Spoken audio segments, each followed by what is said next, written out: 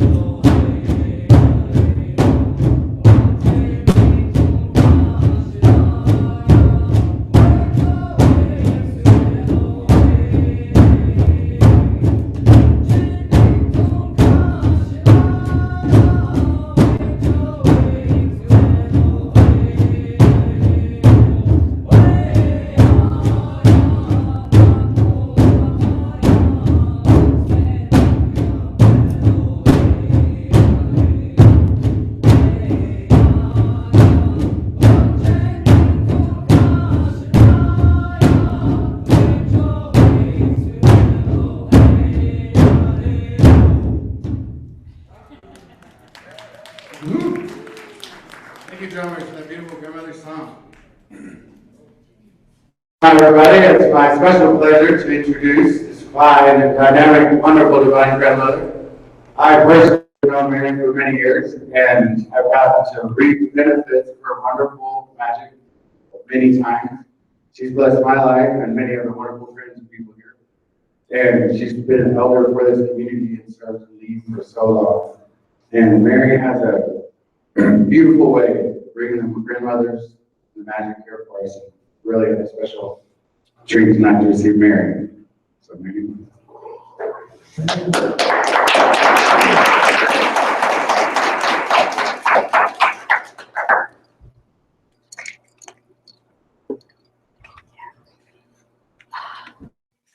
Beautiful, beautiful, beautiful children. The grandmothers have tears of joy because you've heard the call. You have heard the beating heart of mother, of father. The hearts that bring forth creation, generations to come.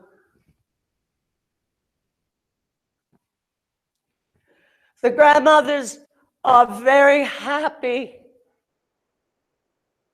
that you chose to come because the awakening is now. It is no longer time to sit and do nothing. Each one of you have a gift and an energy that needs to be shared with each other, because as you do these energies, these movements, these sounds, your energy is becoming stronger, brighter, more loving. And it is this light of all of your hearts that will bring the peace within you, and your light will bring those to you that need to be shown how to let go of what is no longer in service for humanity and for all the creatures and beings that dwell upon Mother Earth. It is time for you to be in joyful thoughts. It is the joy within you. This child that you might think is lost, that child is still here within you. Now go back to that little child within you, and do not be in the place when you were little and wounded. Go to the place where you have grown and you have worked through all of your tests. That is the place to go back, empty of all the wounds. Your inner child is your true light. And it's as you grow and as you clean the debris from your life how much lighter your being shall be. It is coming times. You've chosen to be here. You've come to finish work so that all can be good and the waters will be pure. The air will be pure. It will be. Know it. And you each are responsible for this. This gathering of all of you, is the we. You are the children, your children are the children, their children's. It is all time to take the earth back to where she is nurtured. She is a mother of love. She is a being of love. Shina.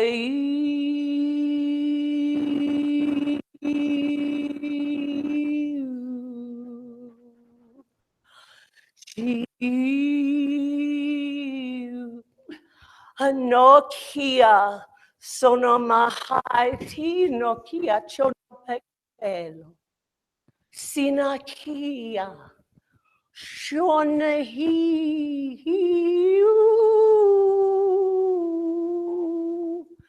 You all have a tone.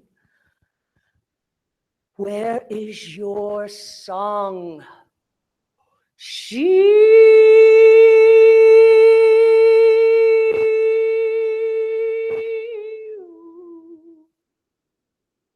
Grandmothers want to hear your song. Breathe and allow the vibration of your tone fill the air, the energies of all your love. She.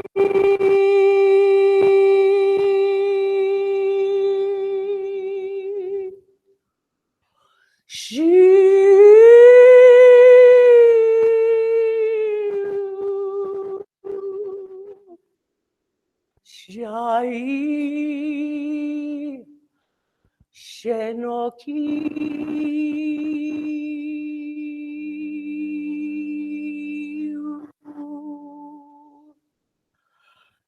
Ania, you vibrate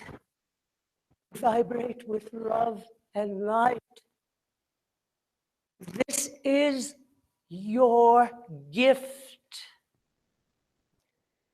This is the gift for all. His love.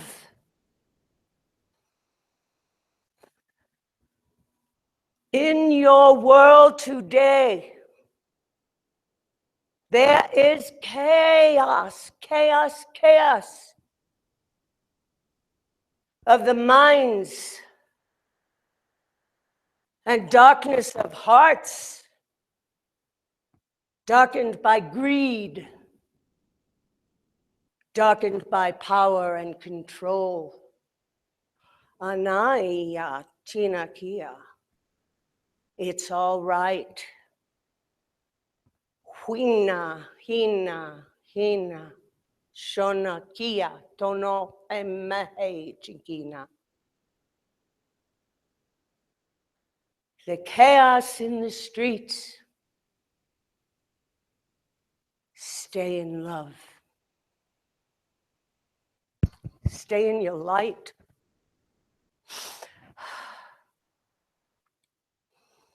When the grandmothers bring messages over the years from when this first started, and it's been since 2000, so it's been over 16, 2000 millennium to today. There's been progress with these movements. But there's something really, really special about the message. And it's so simple. Bobby Joe this morning spoke about the children. How many times does a mother have to tell a child? Repeatedly, repeatedly. Well, repeatedly, the grandmothers share with us to let go of what no longer serves us. You must take care of yourselves. You must take care of each other. It's so simple. Keep your heart and your mind in balance. It's like the wings of the bird. They can't fly unless they're in balance. So let the wings of the masculine and the feminine both be divine. We are all of both man and woman. The bodies we've chosen, and chosen that we've contracted to come into. There's work to be done for the women, getting into the, getting the balls to stand up for themselves. Those beautiful eggs, new life. So there's this spiritual balance, and you're going to have to stay grounded. And don't worry about those things that are happening out there that are not nice. The natural disasters are not a natural disaster. They are a natural phenomenon. Mother's cleaning herself. The planet is cleansing. Mother Earth is cleansing herself. And she wants us to take better care of her. Stand up for her. Do your little part. We all have a little part. A big part of our life is when we come together with one heart, one prayer, for oneness. The we. It's all about we now. And it's important to do your ceremonies no matter what your discipline is. I've been blessed to be able to walk on this beautiful red road and do ceremonies for the country and to have Sundance for a good number of years and done ceremony at sacred sites. That's the path that I resonate with. It's not for everyone. The beauty, there are no wrong paths. Everybody in their own time. And not everybody's going to want to go. They're not going to want to go to the light. There are those that their contract was to be in that. Again, we're talking about balance as the dragonfly teaches us. 12 wings of light, 12 wings of darkness. And that spine keeps it all in balance because, again, the wings cannot fly. We cannot soar without the balance. It's vital. It is vital to open your hearts. And most every single person in here, your heart is open. And you know how I know that? Because you're here. You heard the call. You came. For some we haven't seen in a long time, welcome back. We love you. We missed you. This Star family is incredible, huge family, and it's growing all the time because we've woken up to our sacred responsibility. And everybody is asking or sharing, why are we here? We're going to hear lots of stories, and they're all going to be different but the same. Because there's that one heart-mindedness that's been prayed for every time we gather like this. We pray about it before we come up here, and then, you got to pray about the 3D stuff. That's always, it's a lot of work for a lot of people. But we pray about these gatherings, all of you to come and be enlightened, be amped. You're already bright, beautiful stars. Your hearts are open. Well, maybe some have a little, bit of a clog somewhere because of a situation that creates an inner owie, a trigger. We all have to deal with it. Every single one of us. Nobody's spared. It's called life. You're born, you live, and then you go on. And it's all about these many, many lifetimes that we have together. We recognize each other. Fills my heart with sheer joy to see the huge aura that's in this room, because everybody's light is just really bright and vibrating.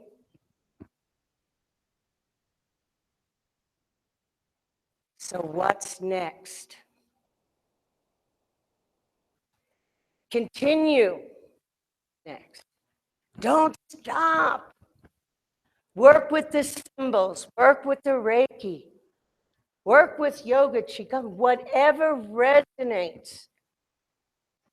If it's of light and of source, you are adding to the brightness of Mother Earth. You are brightening your light. And that light's getting brighter and brighter. And brighter and brighter. Because more people are waking up. So in the maybe not too near future, maybe in a few years, certainly within everyone's lifetime here,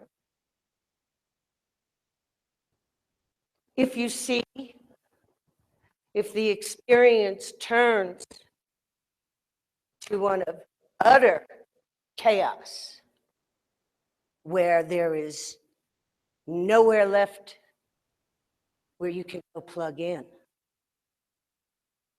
where there's no more fuel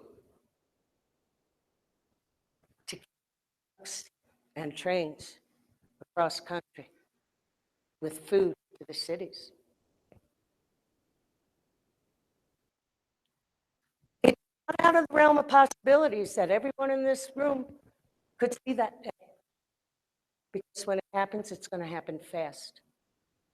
There's already signs of things happening, and you see these things when you go cross country and you stop in the local markets. Yeah, that big, I'll keep them nameless, but you know the guys I mean. We can't let them control us anymore. We cannot allow people, or we cannot allow them not to listen to the people any longer. But it's got to be done with love and respect.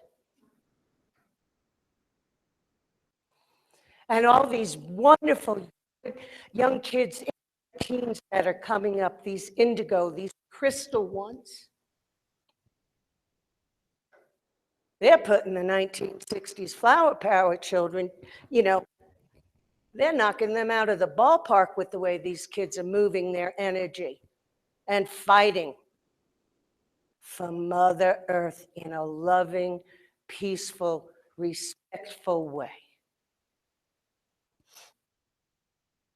Pray for those kids and give them whatever they need to do these things. And these little guys that are just exposed to your ceremonies, and they're exposed to love. They're exposed to adults working out their differences without tearing each other apart.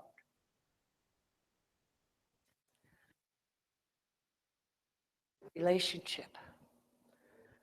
To be able to be an example to these young ones. There are so many young ones out there who have the love of working on getting healthy family, because we're all working on getting healthier. Pray for those kids.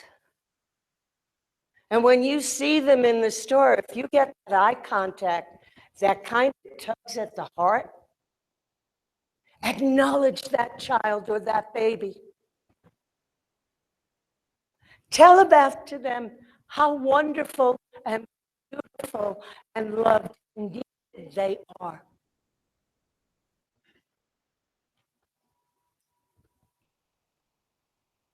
The morning, leaving here the morning of August 8th, Lionsgate. I was leaving early in the morning, and I got to bed real late. I didn't have a lot of sleep, and I woke up with a really amazing dream, more like dreamlike vision. You know, it's kind of in between some different worlds.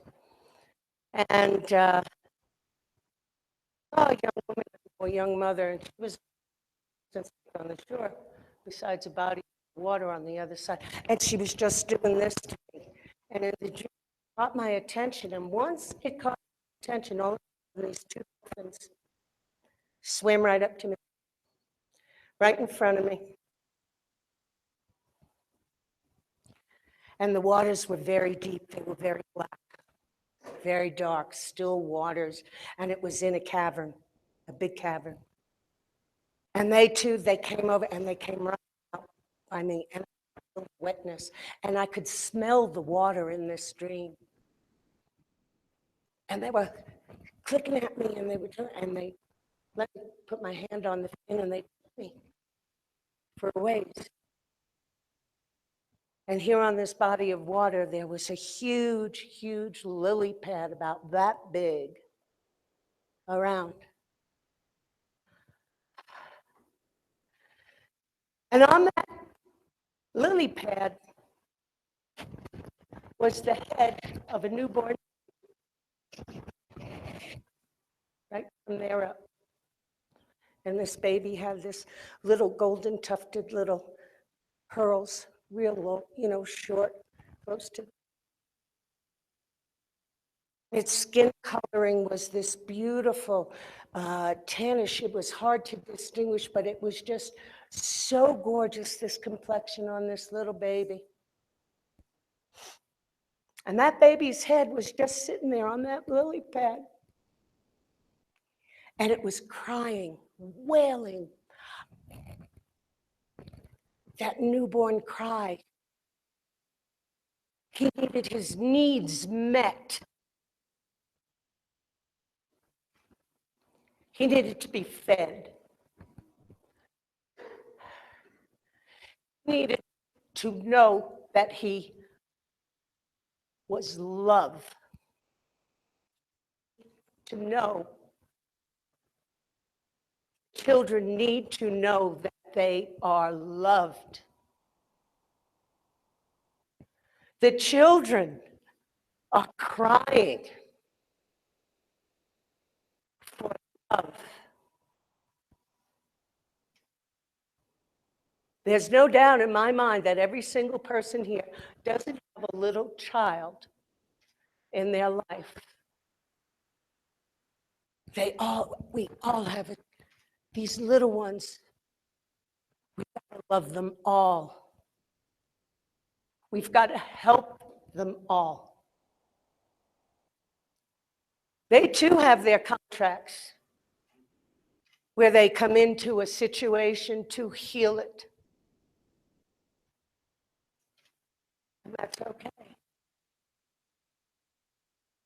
In the 3D reality world, there is absolutely nothing you can do to intervene for this child or to give or to protect. It might be a stranger in passing.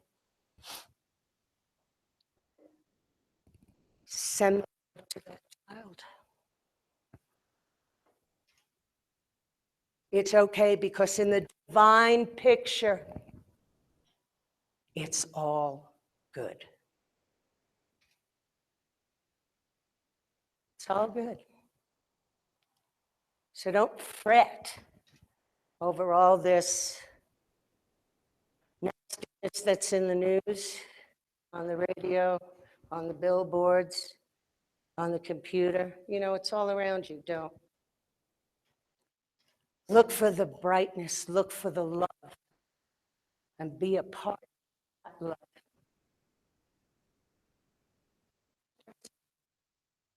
Simple. Simple. Don't complicate things more than need. Sometimes a horse is just a horse, you know? There are reasons for every movement and every action. It's all a prayer. All of life is a prayer. Everything that we do, everything we think. So, for us, if we all had good, happy thoughts and the love in our thoughts, because that's a prayer. I'm sending love. You're sending love. Thank you for that. It's a beautiful world. It's a beautiful life. Grandmothers would just like to give you another blessing. Let your heart hear their tones. Let your heart hear their voice. Let your heart feel their beautiful movement as they infuse you with love and give you many blessings. She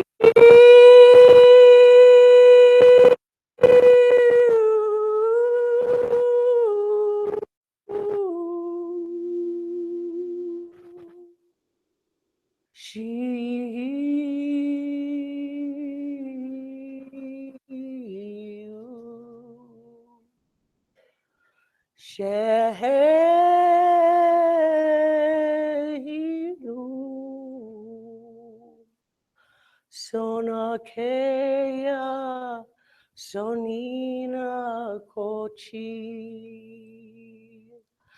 Shanahia shoneya noi Aheya Hoheya your love. Aho mitakwiyase.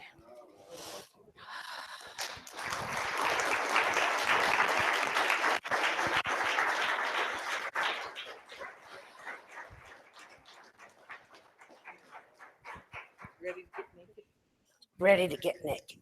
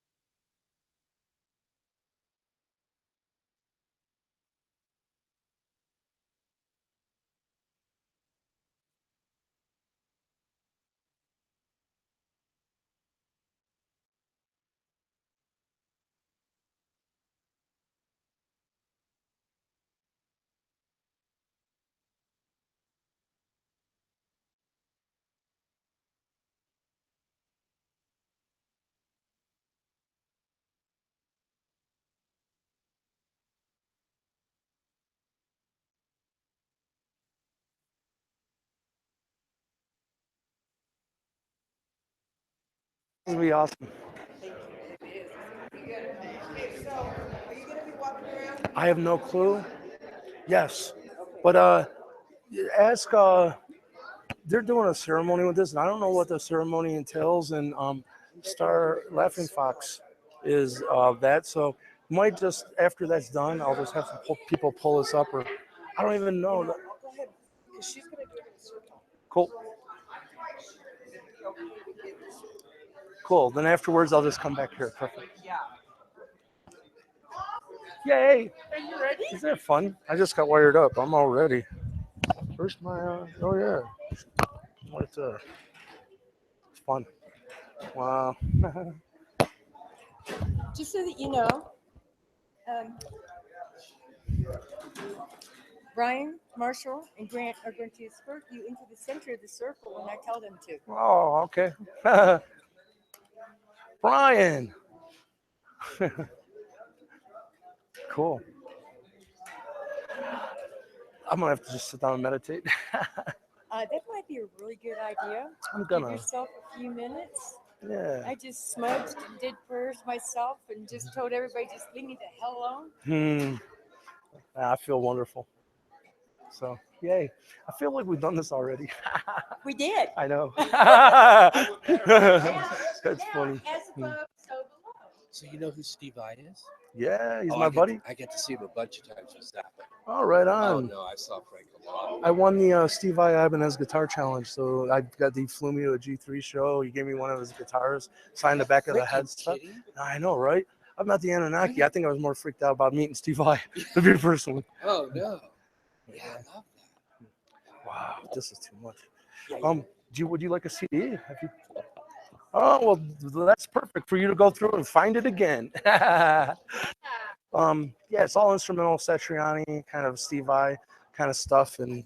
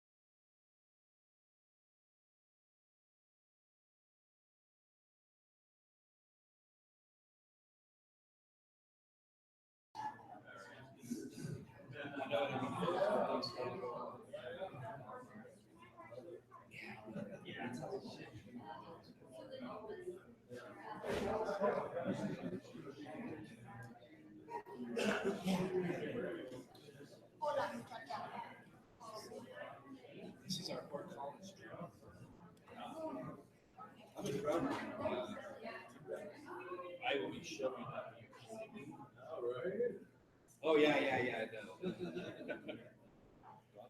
Yeah, Jim was saying they're thinking about doing like a. Love that, yeah. I'm there. Yeah, let's do that. Let's do that. No.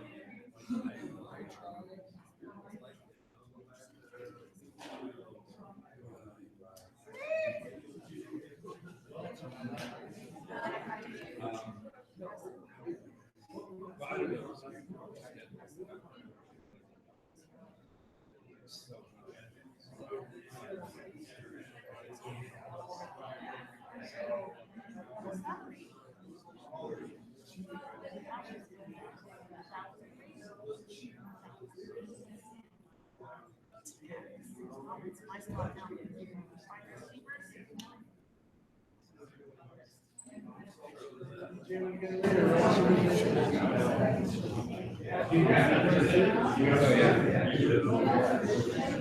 on, I'm just gonna hold you back here so the movie theater. Are you kidding?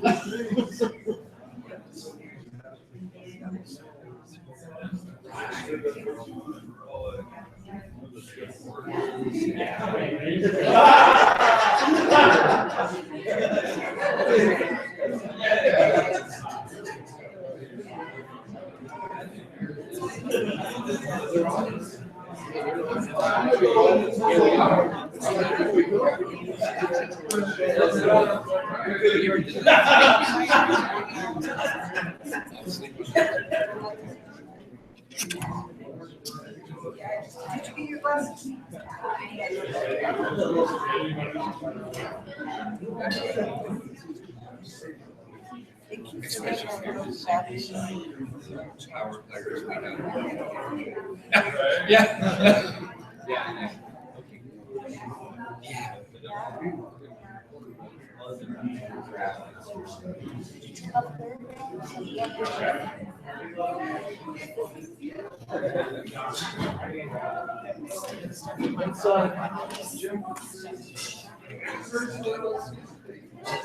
Okay, you know if there's gonna be singing and we're gonna be involved with this.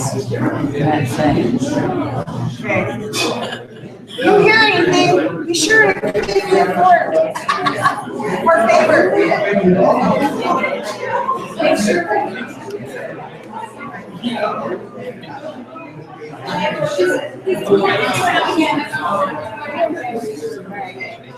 I'm back, Jack. Well, I want you. We'll let Chiquita.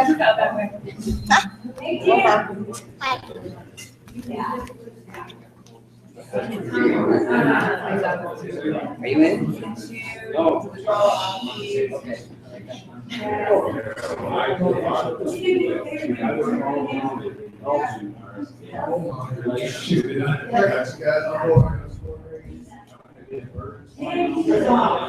be freaking me out there, Yeah.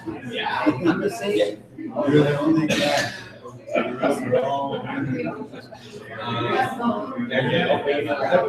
This is history.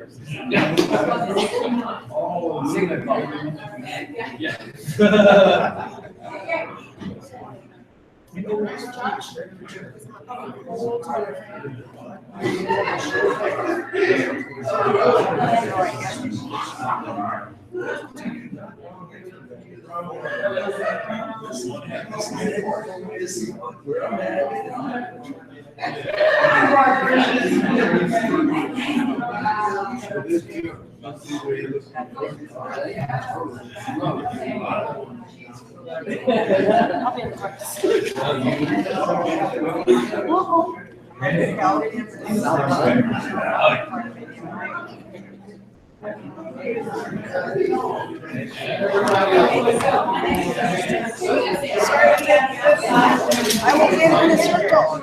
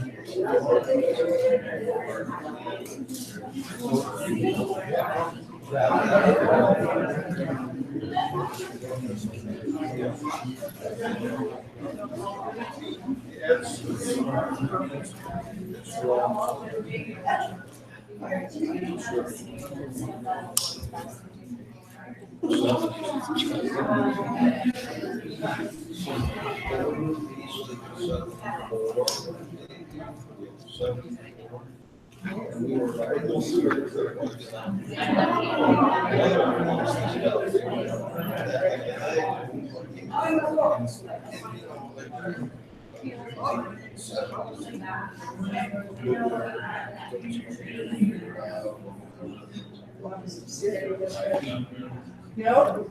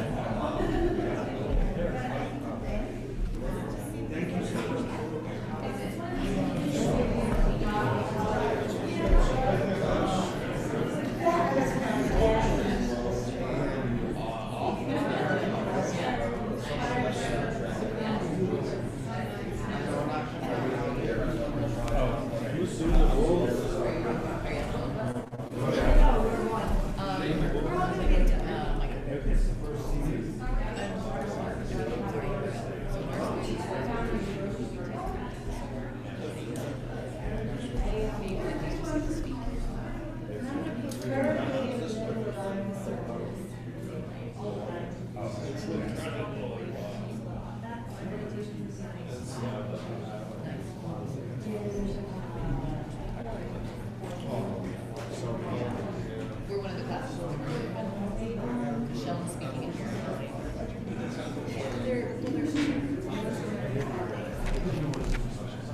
And then Michael said do it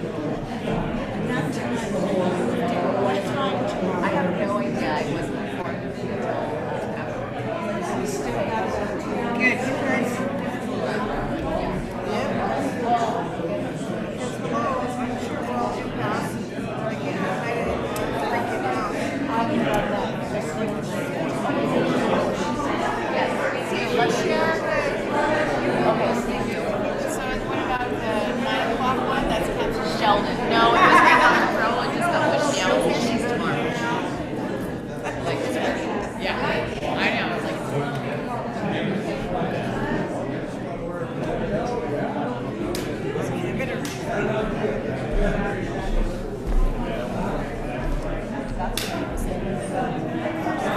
put this here to say the C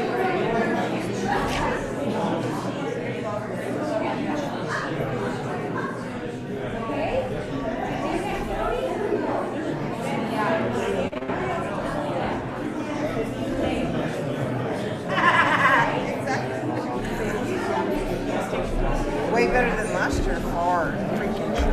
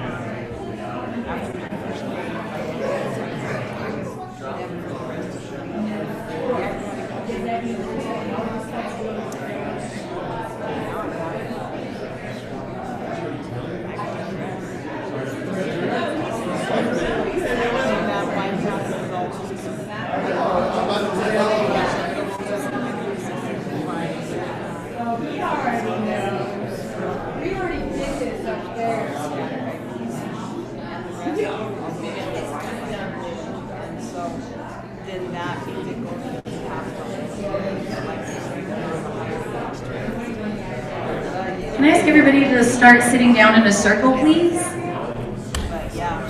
Please? Welcome! Hey, can everybody please sit down? He didn't even have a microphone. That was bad. Yeah, everybody just sit in these chairs that are in the circle. Except that one. She saved that one for me.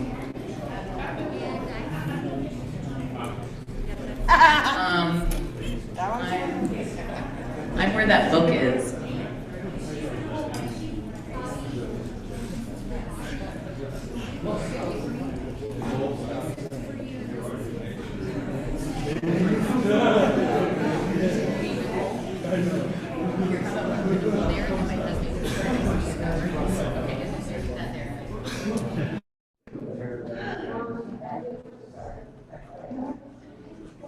How's everybody doing?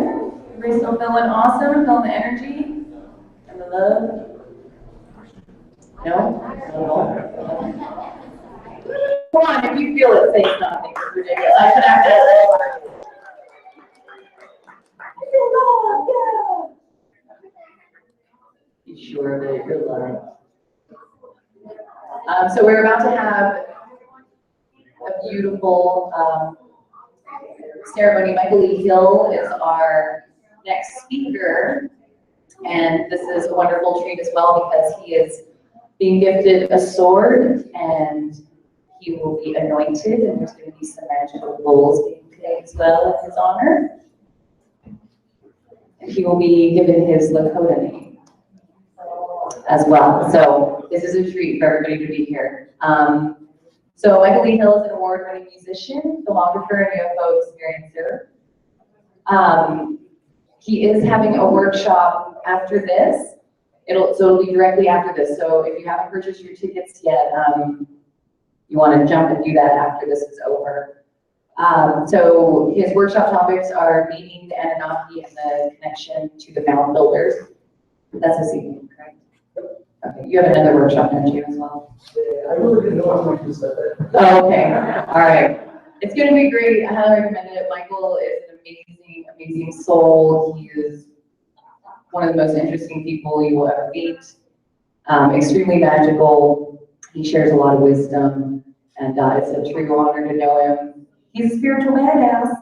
So, yeah, shall we get this started? Yes? Start? Shall we get it started? Yes, please. And how would that start? Dr. Dream. Everybody will Dr. Dream. Woo-hoo!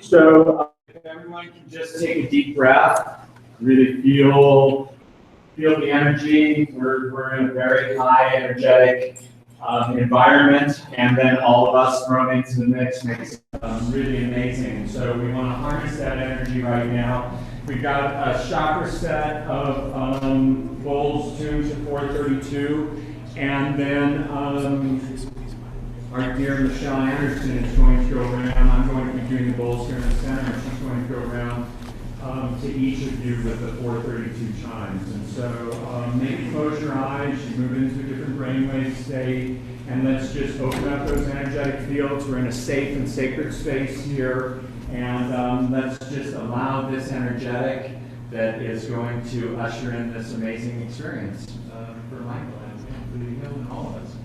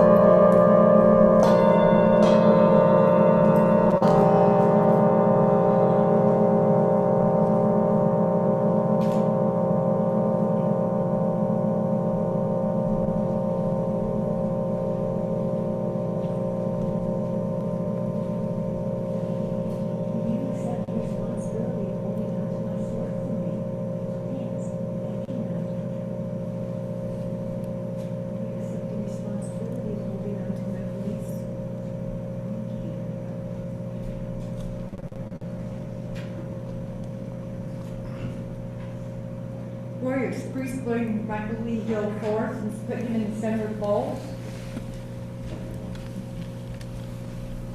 Show me my ego update.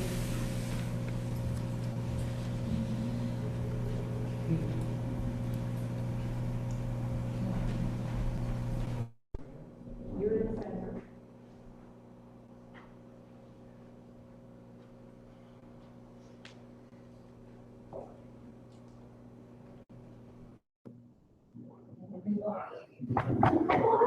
Do all that too.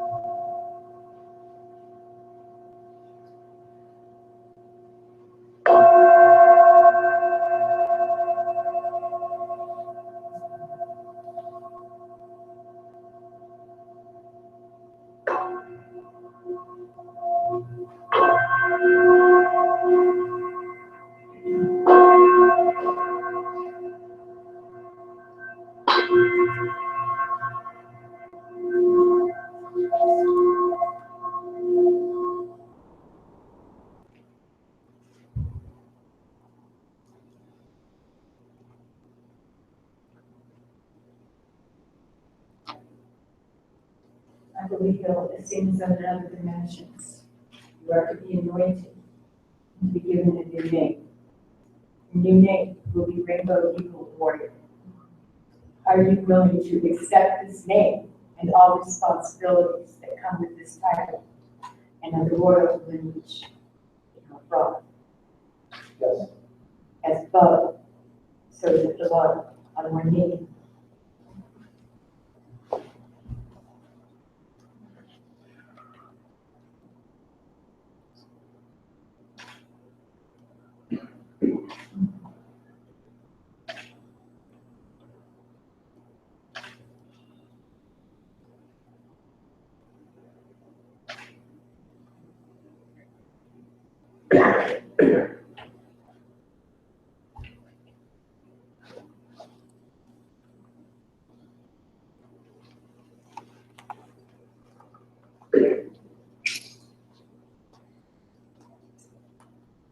As above, so be it as below. From here on, amongst all the tribes, you will now be known as Rainbow Eagle Warrior.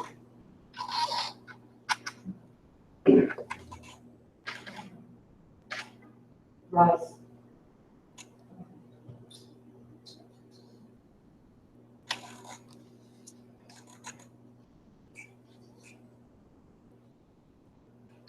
This sword is a symbolism of the sword that I carried and hid for you for many, many years. And And would you accept this sword as a symbolism on this plane, so that as above, it is below, to remind you always of who you are, where you came from, and what your mission here is on this plane and the other dimensions.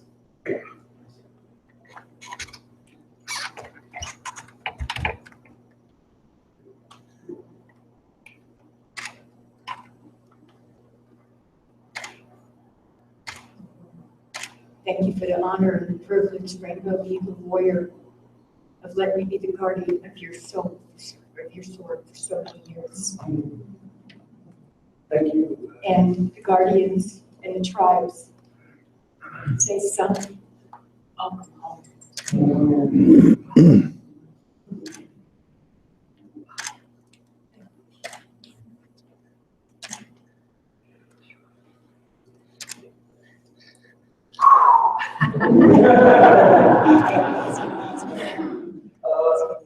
Thank you.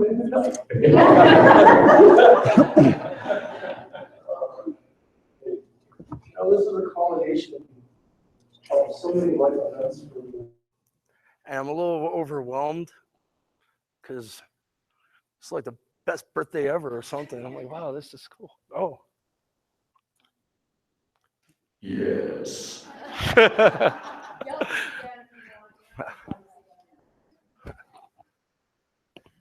Well, I'm not, this is the strangest way I've ever did a talk. Wow, I don't even know what to do with myself.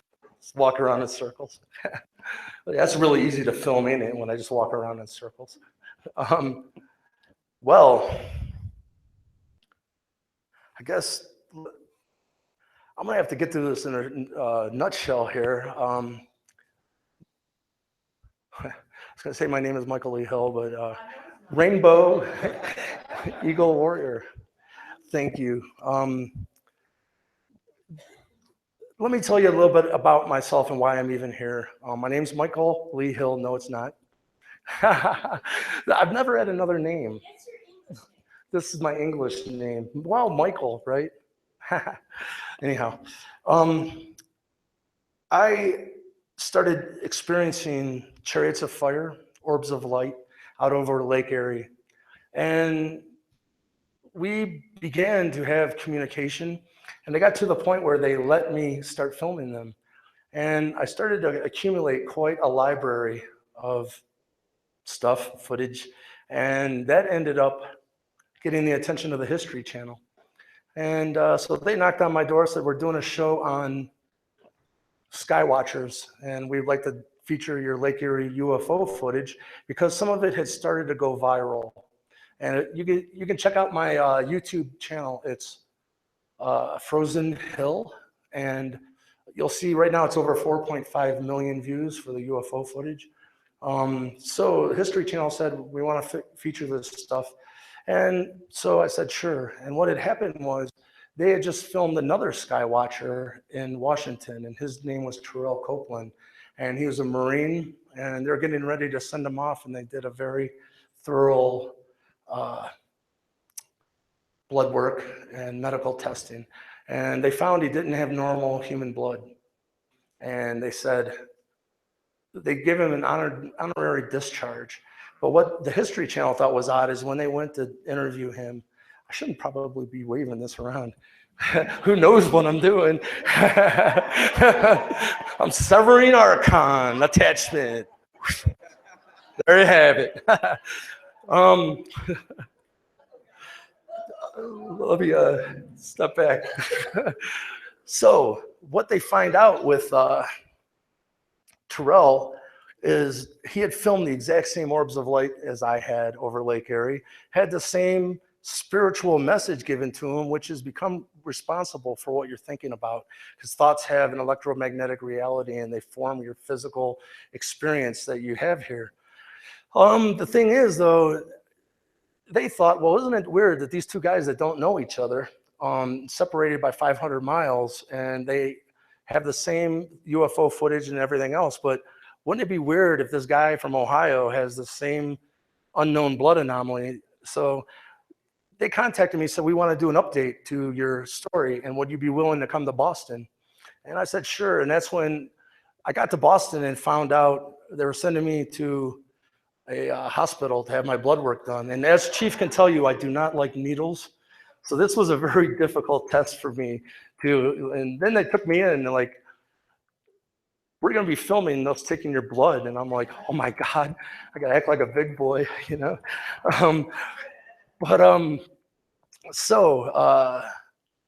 This ends up revealed. Instead of 5 minutes now, it's turned into a whole show, an hour-long show, and it's aired, and it's called Alien Contact. And it's on the UFO Hunters show on the History Channel. You can look it up on YouTube right now. So at this point, the last day of the film shoot, they have the Harvard professor come in, and he tells me, yep, you have the same blood anomaly, really strange, and your plane's waiting for you. I'm like, wait a minute, you know, this isn't a TV show anymore. What are you talking about? And he's like, what do you think unknown means? Well, you know, so they put me on a plane home, and I didn't know anything about this. At this time was 2008, and I was adopted.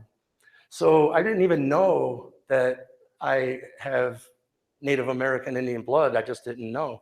And sure didn't know what an Anunnaki was.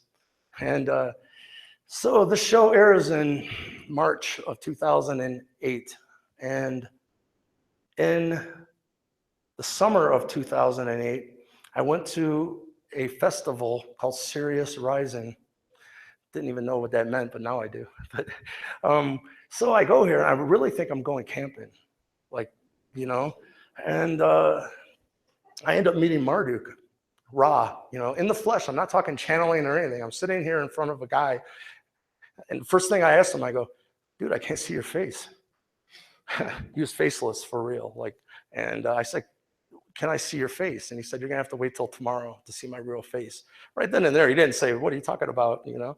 But that's weird because the Hyoka, the clowns, they all take on no face personas. Yeah, it's kind of gets interesting.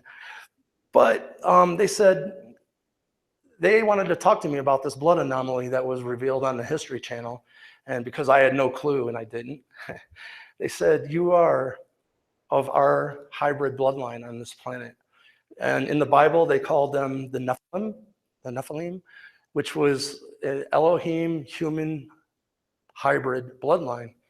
And this was for a very specific reason, which I don't even know if we have time to get into it, but the bloodline was created so they could actually come in and become human to try to help. And the only way that they could do it is to come in and go through it as anyone else. They said what happened is when I came in, I had memory blocks installed upon birth, so I couldn't access my higher self. I had to do all this from no other level than any other person sitting in these chairs. And the truth of the matter is one person can do it, we can all do it, right? Because we're all one. So they said, you are going to start getting a crash course on who the Nephilim are. And that's a big part of why I'm here too, is for my workshop, what I was talking about with the Anunnaki connection to the mound builders. Because what you're going to find out is Atlantis, the last of the Atlanteans, 10,500 years ago, for the first time came up into the bottom of the North American continent. And Quetzalcoatl, you know, and meeting the Mayans and teaching them the Mayan calendar and pyramid building and whatnot. Well, the mound builders, Atlanteans, Nephilim, it's just different names for the exact same culture that we're about to go public to the world with. They went straight up through the middle of the North American continent and became what's known as the mound builder culture. And they've left us so much information that's encoded into the actual sites that deals with putting us into the most cosmic harmonious frequencies. And these frequencies are actually encoded into the links of walls of these mound sites. It's incredible that what they've gifted us and just kind of waiting for us to wake up and go, hey, wait a minute, you know. But they said, you know, this is what's happened. They said, first of all, I didn't know what an Anunnaki was. There was no Ancient Aliens on TV. I went home and tried to Google it. There was like, what, you know? They said, we in your past was known as the Anunnaki, and you are one of two brothers that came here, and your name is Ea, and you were known as Inky. And I'm like, well, if I didn't know what an Anunnaki was, I sure as heck didn't know what an Inky was. And they said Ea, Inky. So that was the first spiritual message that was given to me in 2008. I didn't understand it. It's taken me 8 years to come to, I'm standing right here. So this is a full circle for this. The other thing that they said, you're known as the water bearer. Water bearer. I said, well, again, no clue, you know. Okay, it's like someone going, hey man, you're the Easter bunny. All right, cool. But so those are the two things I walked away from. And at that point, as I said, I didn't even know I had Native American Indian blood. And I put out a cry to the universe. I said, now that I know, because what happened is after the History Channel show, they said, you know, you don't have normal human blood. And if you can contact your biological parents, you should. And so I did for the first time. In late 2008 is when I met my biological mother. And that's when I found out of my Iroquois blood on her side and the Montauk Erie Indian bloodline on my father's side. And I also met my two sisters. And it's been such a blessing because I was raised an only child. So all of a sudden, I'm like, wow, I got sisters.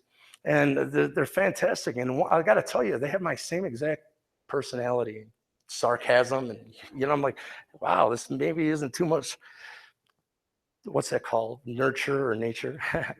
But so at this time, I find out that I'm Iroquois. And I thought, man, wouldn't it be great to be able to meet the chiefs of all these different tribes and learn what they've learned for thousands of years of contact with these beings? And I'm like, then my second thought is, how the heck is that ever going to happen? You know? And then I met Chief Golden White Eagle. But what's strange, I do want to say, Chief, I love you so much. He knew all this before I did even. I met him at, it's called Angels and Aliens Conference. And he walked up to me and said, I need the Nephilim ambassadors at the Star Knowledge Conference, and I need your energy. Will you come? I'm like, sure. Yeah. Here we are. And it's strange too, because another thing was they were guiding me into these harmonious frequencies. And the 7-pointed star is very important in all of this. And you find out why it's the Cherokee symbol. And it's very related to the whole 432 subject of frequency. So at the Nashville Star Knowledge Conference, I was asking, please give me some information on a 7-pointed star. I don't really understand it. I'm set up, my table's set up next to Bear Cloud, and I go and open his book, and it's like 7-pointed star. I'm like, I'll buy this, you know. And actually, what it said is when we understood that the 7-pointed star mathematically can reproduce itself fractally, forwards and backwards, we would enter a new time of free energy for humanity. And the 7-pointed star is the blueprint how to get there. And they've left all of this, and we're gonna be, we're doing it and revealing it. So this all culminated with the Sundance. And I'll tell you what happened first is the day that we went for the tree, the ceremony was done, the tree was brought, and we were getting ready to leave, and someone, I didn't see him anytime before or after, but they came and grabbed my shoulder and said, hey, they're having a grandfather meeting in the woods and your presence is requested. I said, I don't even know what a grandfather meeting is, you know? So I went over there and Amanda was there at the tree then, and she pointed into the tree and she said, into the brush, you know, and she said, they're in there, you can't miss them. So I trudged into the forest and there was no one there. I'm like, am I being Indian punked? You know? So we get back to the Sundance grounds, and Ralph, he's a tall German gentleman, his daughter runs up to me, and I was having a conversation with one of the grandmothers. She goes, Spirit told me to tell you that you didn't see the grandfathers because they were in spirit form. I'm like, whoa, rewind. How do you know about the grandfather thing? You know, like, and she goes, Spirit told me. And she just danced off, you know, like it was, all right. So this got to be more and more of these weird synchronicities, and it started coming in with a grandfather big time.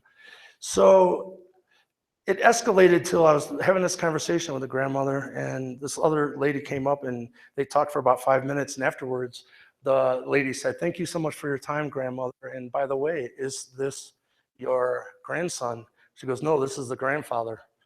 Then again, I'm like, what is going on? This is really getting strange. So later on in the day, I should just grab my journal. I was given by grandmother Barbara Morningstar. Oh, thank you. She sat me down at the end of all this, and she said, "Michael, we want to gift you this eagle journal." And she said, "Pay attention. It's got a big eagle on it." So this, I want to share this because it's part of the naming that just happened, you know? So she took me for a ride in her car. And what I want to tell you, getting back to the mound builders, because all this comes together, the mound builders ended up in Eastlake, Ohio. And it's also the first place that the Iroquois were, and it's the first place that the Montauk Erie Indians were, was all Eastlake, Ohio. But before those tribes were there, it was the mound builders. And so my question all this time too was, well, where did the mound builder Eastlake culture go? And she met me on the road outside of the Sundance grounds, you know, that long dirt road. She pulled up and she rolled down the window. She goes, "Would you please get in the van with me?" I actually thought I was in trouble. And so I got in the van and she goes, we went for a ride. And she said, "I just want to give you a little history lesson of who the Sioux are in the Lakota, Dakota, and Nakota tribes, and how that they came into their individual land territories that they have now."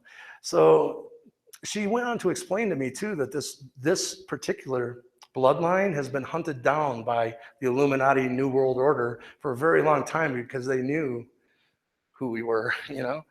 And so she said, "I'm going to bring up a map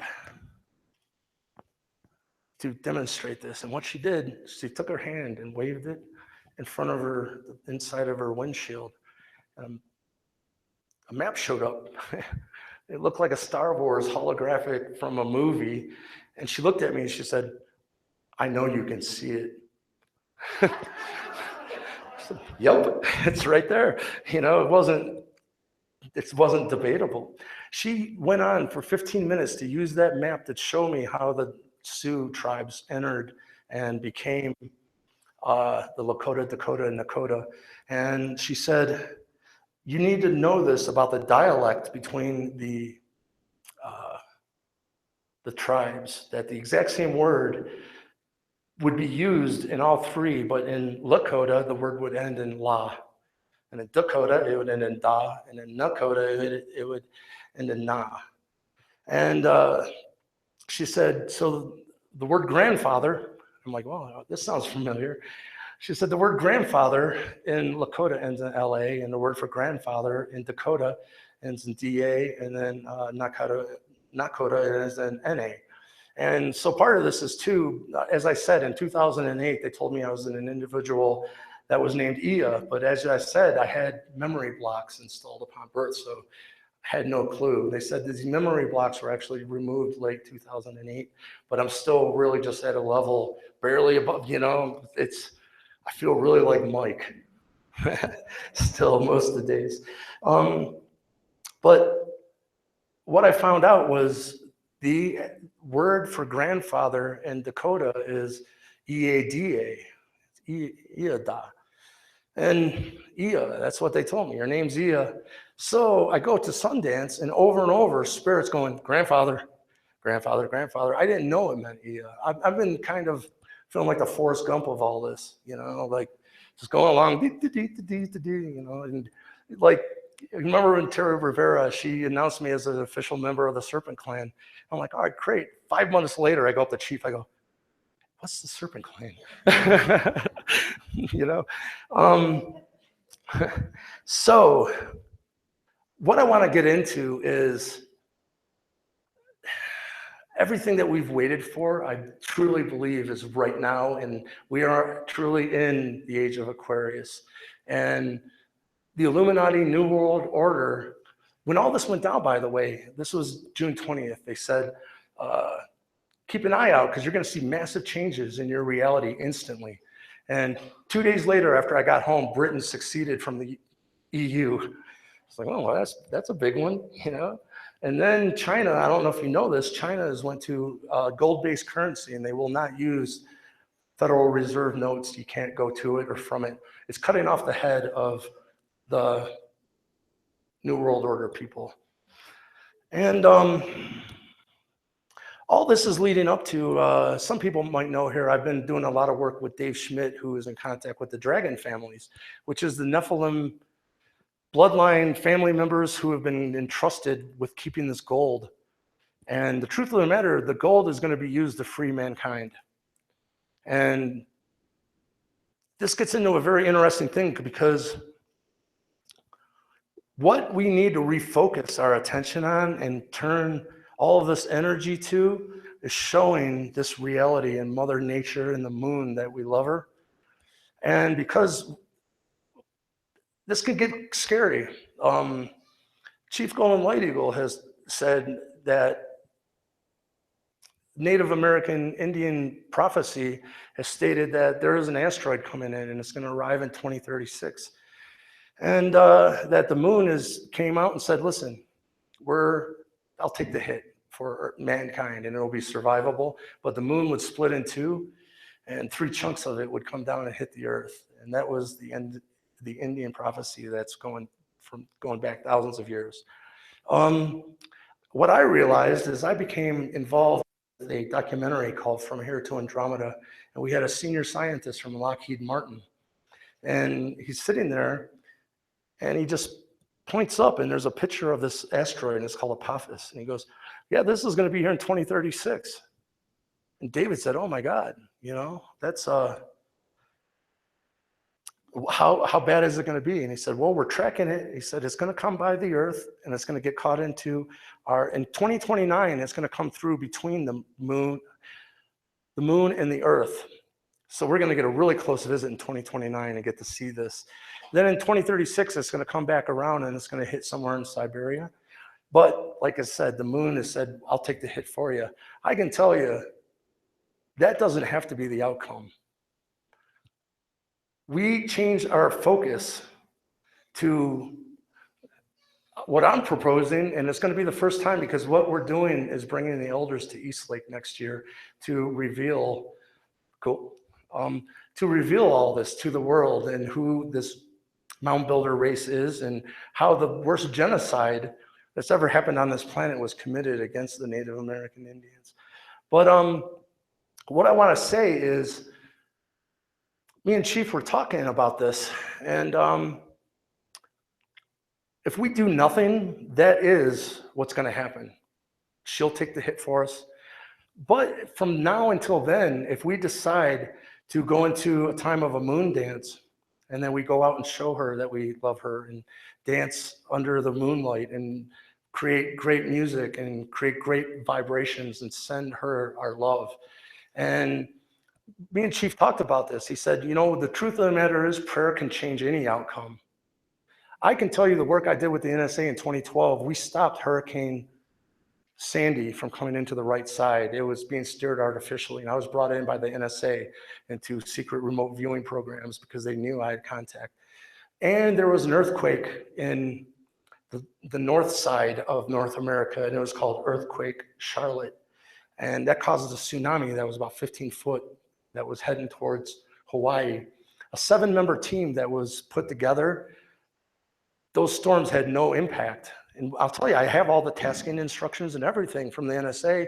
They said, we know you're not men, but here's the most accurate data of these storms, where it's going.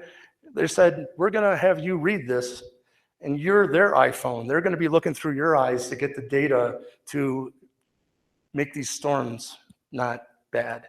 So what I told Chief, I said, you know, if 7 of us stopped a hurricane and a tsunami, 7 of us, imagine what 1,000 of us could do when we bring our, because think of even the Bible, you know, when two or more come together with a common goal, our manifestation abilities go through the roof. So now I'm thinking, 1,000, screw that. Free humanity to moon dance, you know? That will be our goal for the next 20 years, is to put as much positive, beautiful energy. And I have no doubt that that prophecy from the Native American Indian side will not happen. But if we don't do nothing, yeah, because I mean, this ain't my new age thing, you know? Boyd Bushman is a secret scientist from, you know, Lockheed Martin going, this thing's coming in 2036. We've been tracking it. It's been kept from the public because it's scary, you know? But so I want to leave this on a good note that I think in the next 20 years, we will move into a time of freeing mankind from, because I'm telling you right now, keep looking out into the reality and what happens in the next month or two. The New World Order are done because they were proven wrong. They said these people will nothing be ever but slave labor. They'll never be compassionate and they're not worthy. And that's bullshit. So now they've been shown their error of their ways, and here we are. So don't be scared about anything that's coming up. I think we're in good hands, and cool, peace.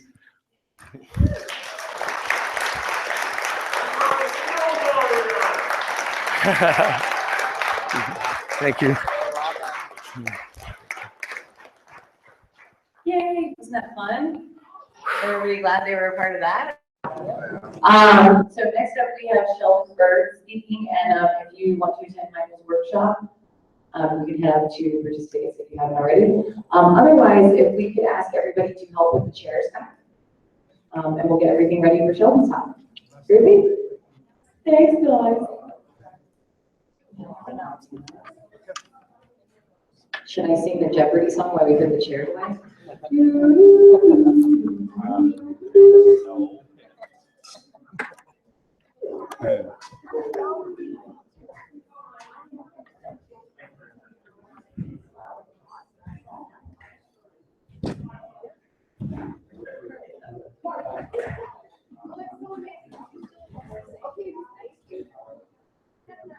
Good job.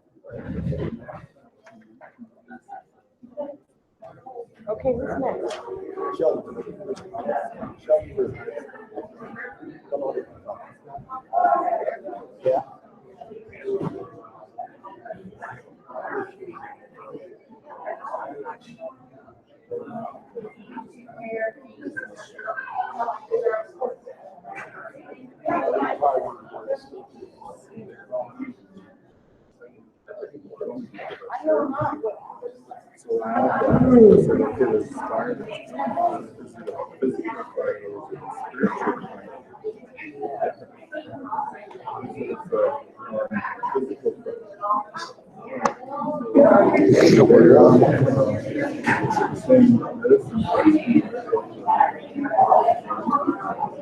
Usually 7 chairs. Yeah, let's put those other couple right here is fine. That's cool.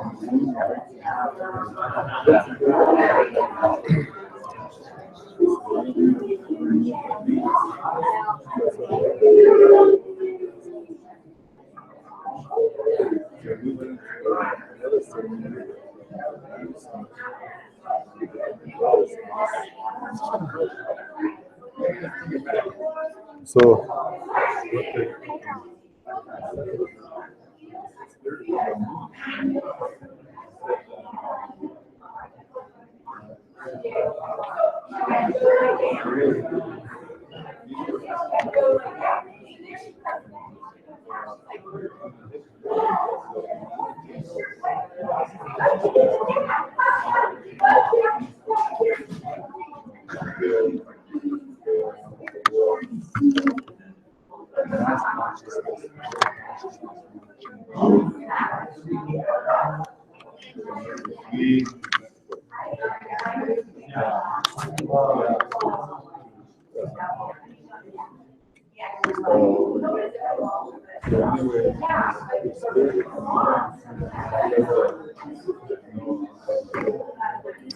That's Chase.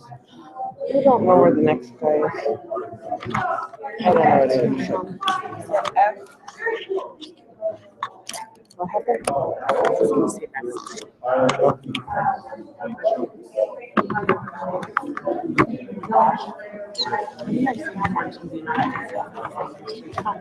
Okay, we've got to switch these because this ain't the right one. Bottom piece.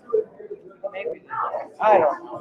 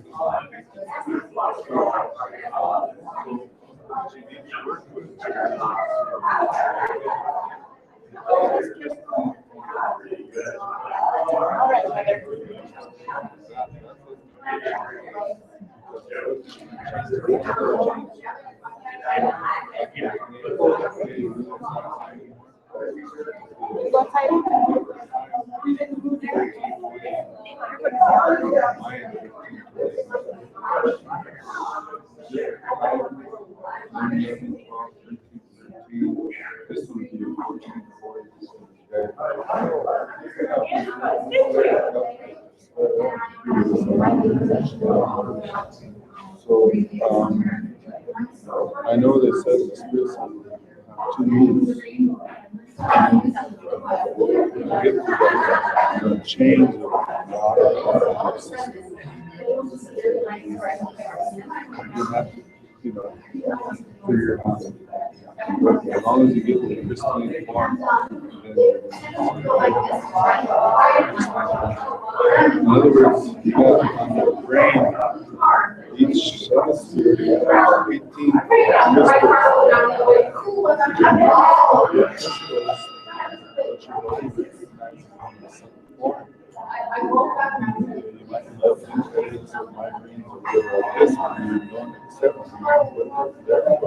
crystals of communication. So one says, if you don't accept the gifts, help you to survive whatever's happening. And these gifts,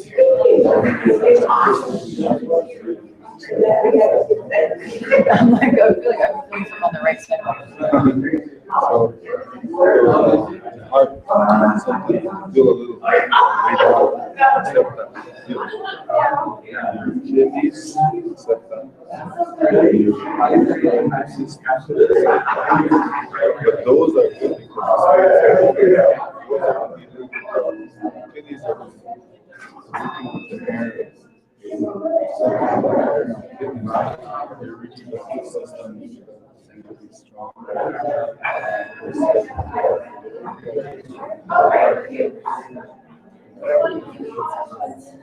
So within the love,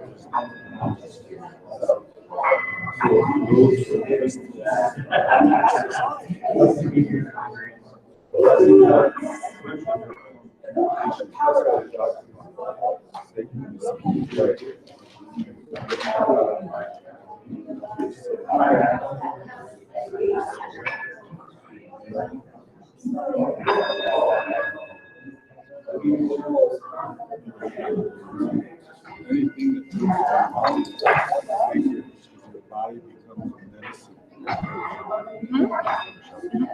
Your body is medicine. Medicine is full of good health.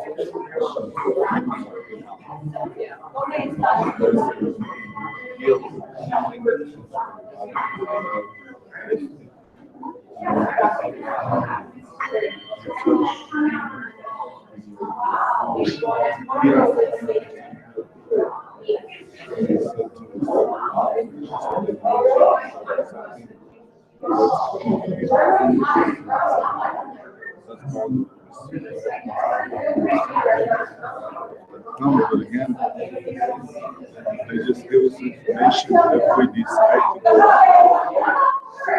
If we get together, we can change. So what happens is our mouth that goes to look up in the sky, there's something coming. They found it out here in April. And we was on CNN for 2 days and I found something that's coming here. On CNN for 2 days and 6 or something. And then they announced that Yeah. Do you want to check the chances? Yeah. they announced that the Russians and the United States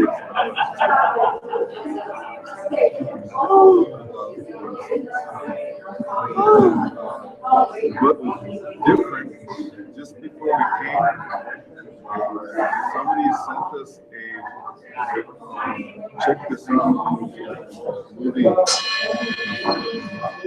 time machine. And this guy comes in 2036. The original time machine? Yeah,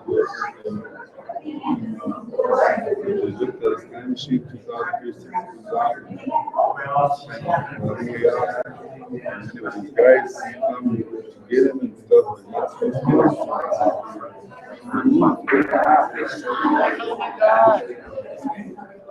I'm gonna grab it.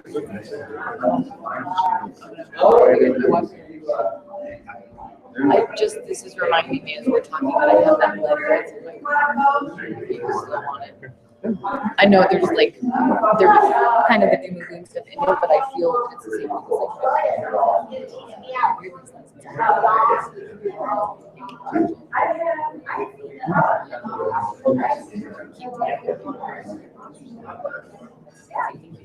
We'll do that before we leave. We've been doing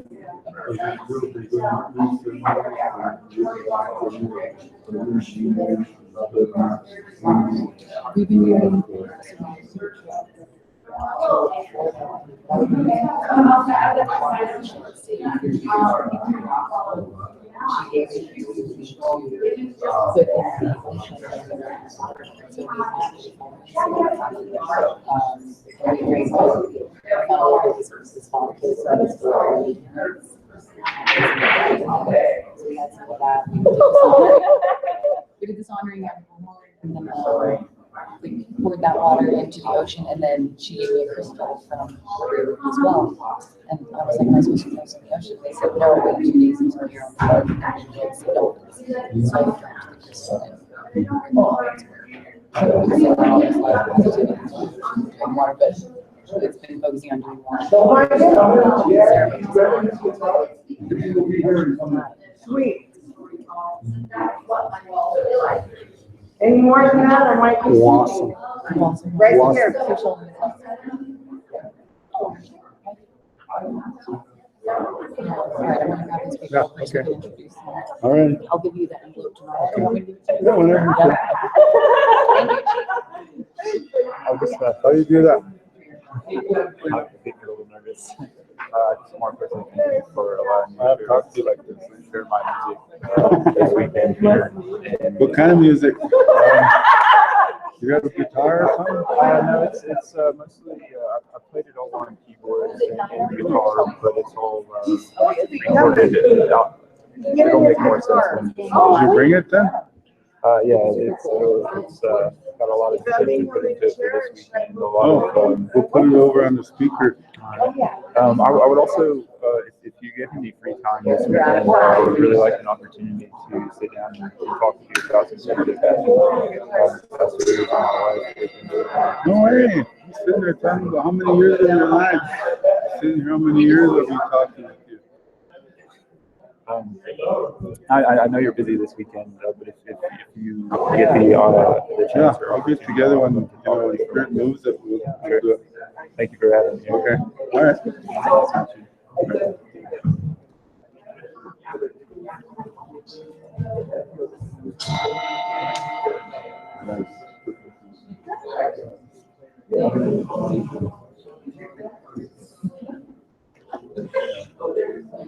Okay, I just lost the little black phone to the microphone. Black what? Phone. Is that the The little phone that goes over the top of the mic.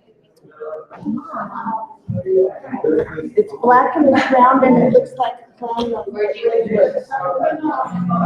You just notice it's gone? Or you think Yeah, it was here. would it have been, Oh, found it. Oh, good. hey, Sheldon.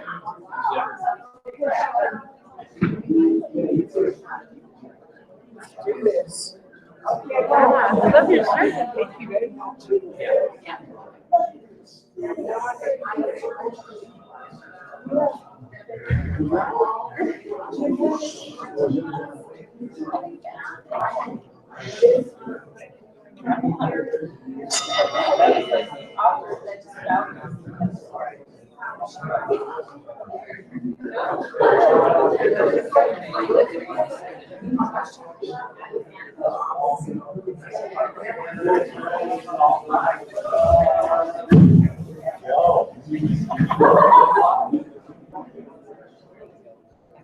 Oh, are you using this? No, he doesn't want it. No, I'm saying using this monitor to help you guys, or what? Oh. Are you just centering it? That's good. Is that good? Yeah. That's good for you.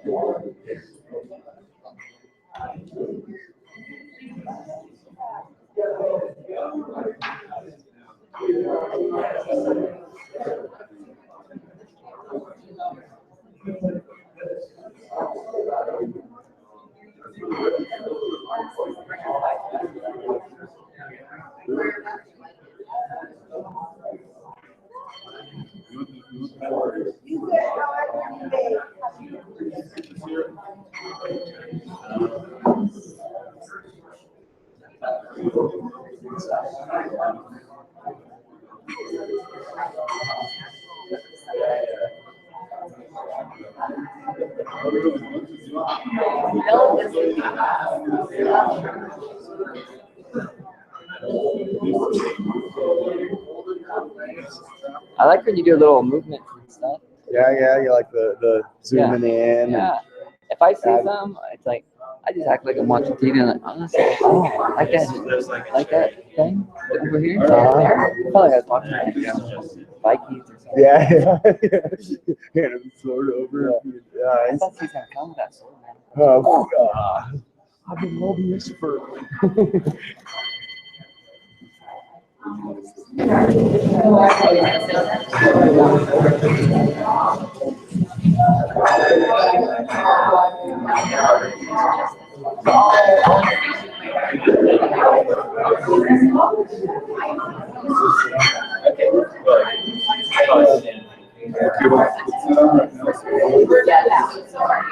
Make a pass action.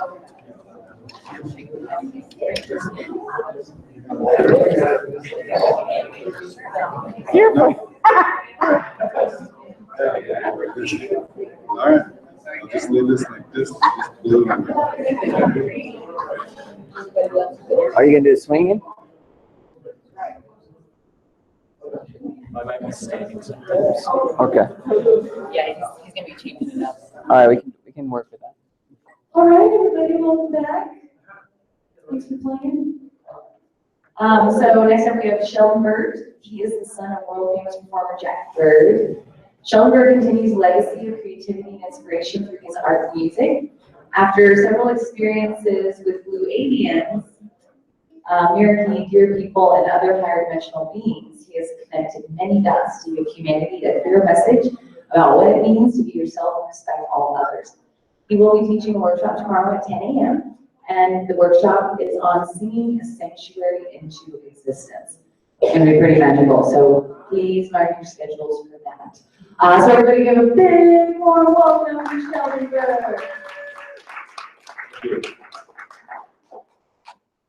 So, how's everyone doing right now? Great. I was expecting more.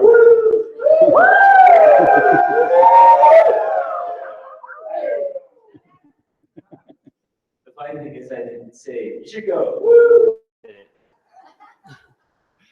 But like, can you imagine like what you do in a crowd is different than if it was just you? Like, if I were to see you one day, one night, and I'd say, hey, how are you doing tonight? And you're just like, woo! It'd be, I don't know if you're like that, but what I'm saying is that sometimes we like to follow the curve of things in a group, and it's different than when we're an individual. And why is that? There's this group. There are things wired in the brain, certain qualities that help us stick together. For example, if you look into psychology, it's like people are drawn to people who are really in, sovereignty, or they're able to express themselves in a way where, wow, look at that guy, he's so bold, or like, wow, look at her, she's so strong. Like, you somewhat feel like wanting to be that way, which has had positive and negative effects in certain viewpoints. What I'm trying to get at is that there are subtle things that influence the way we interact. Trying to wrap this up because I didn't really plan this talk. So I'm just seeing what comes out. So I'm just gonna loop this around. Do.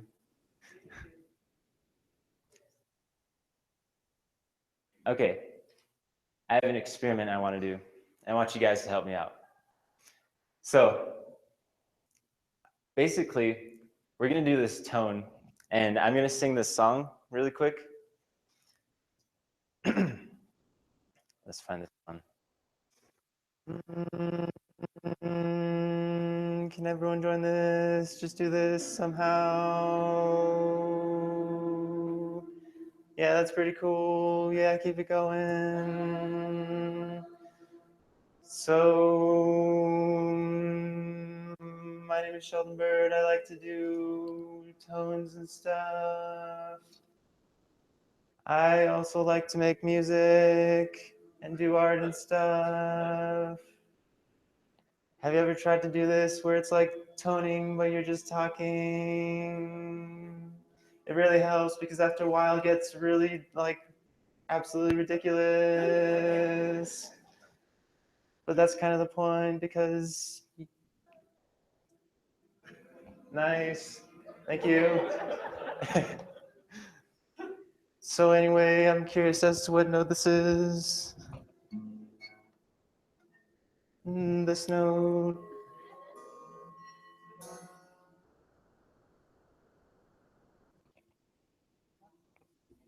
I'm just gonna say that's like B-ish. Anyway, there are these things called the, what are they called? They're called solfeggio frequencies. The monks were taught this back in the day. And these notes were sung by specific singers who had the overtones in their voices. And so, yeah. So you guys can keep doing that if you want. It sounds nice, and you guys are good. You guys are good at keeping a good tone. So what I just did there is I showed how vibrations can loosen us up a bit. It was a little more tense in the room before that happened. And tones are really an interesting way to shake things up inside, to find another configuration of atoms that work. you know. So we're made up of water. And that water has that molecular structure we all know and love. And there's this thing called cymatics. And when a sound goes through these, this liquid, it forms these shapes, these geometric shapes, depending on the shape of the medium. And these shapes have energy to them. Trying to think of an example. Too late. But so since these shapes create energy inside the body, ideas can also help shape those shapes. And it's really subtle because all of our body is listening to whatever we're hearing. So if you were to play a song by someone, let's say a band you really like, your speakers won't play as many frequencies as your body's able to hear. So when you hear them live, your body's hearing like at least 2/3 more sound than we're hearing with just speakers. And so since these frequencies are affecting the body, it'll change the shape of our hose in a way, hose of consciousness that flows through the water. Some shapes are more open than others, more efficient, more flow through the channel. And so the music that we listen to has an effect on our physical body, because I'll show you something really cool. So here I have a guitar, and here I have a mic stand. Hold on.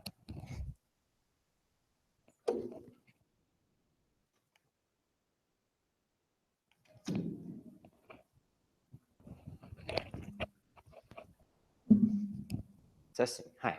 So, if you were to sit here and listen to a song, you probably wouldn't sit here for this as you would this, maybe.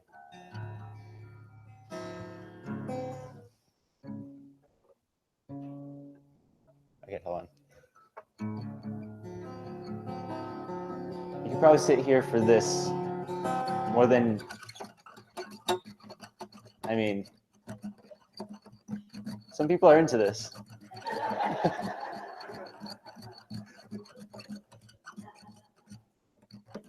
So like, the reason that is because the human brain is wired to receive certain sounds. So, you know, if there was cacophony, blah, blah, blah, blah, blah, blah, you know, you won't hear that as much as you would hear this, because we are attracted to tones and harmonies and order. And so like this,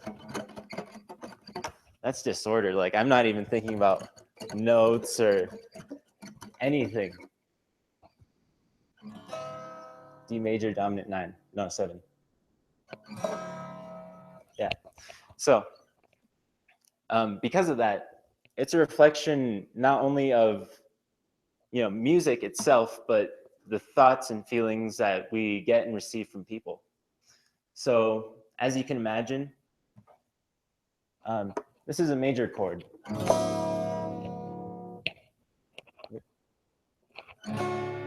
There we go. So like that could be, can't find the words for this example, but you can understand the major chords are the ones that it's joyful, loving interactions. And then like, it's a minor key. And then like, what I'm getting at is the different harmonic structures of music is the same way with the harmonic structure of our conversations, of our thoughts, of all this type of stuff. And so it's really important that when we listen to music, it's that the music has a quality to it that's not detrimental. It's not trying to, I guess, distract in a way. Not sure what I mean by that. But so I guess while I'm on the topic, I've been, I guess you could call psychically open for about a year now. And since then, I learned how to speak these languages called light languages, galactic languages, or whatever else people call them. Some people would call it speaking in tongues. Some people probably just call it gibberish. But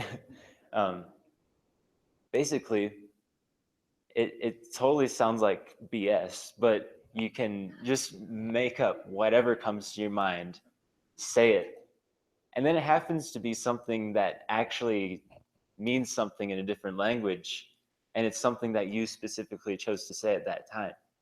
And it's pretty cool, and you only really appreciate a lot of it when you experience it for yourself, when you feel the idea of talking without knowing what you're saying. So, for example, when I first started, I was in this meditation, and I had the desire. I wanted to speak these languages. It sounded really cool. And so it came out slowly. I was like, Sheti na pala wa pele ne. Like, I wasn't sure what was going on, and I kept stopping because I thought I sounded silly. But eventually, it gets pretty simple. You can just shayinime pe'elehi atatazi. And then, shayene ke atata. And then sometimes you can pe'ele'i ketete sinimihea. So, so I decided to incorporate this into music too. As lyrics, not only am I improvising whatever words or vocals I'm singing, but also the melodies too. Like, I don't always understand what I'm going to be doing with the melody, but so I've learned to channel music in that way. And I'll just sing something for you guys right now. So, can I get a water really quick? But yeah, what this does is since I'm in following my intuition with the melody and the lyrics, I'm going to be hitting certain vowels, certain consonant sounds that will speak to the heart, and then the mind won't know what's going on. Like, why am I suddenly crying when I'm hearing this song? Or like, thank you.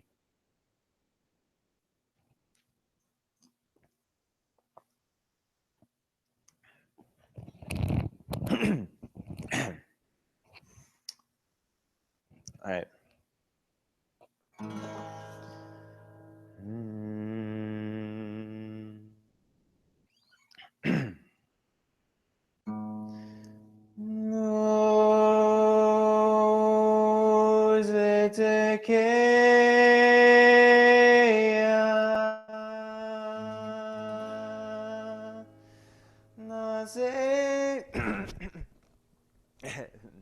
Take two.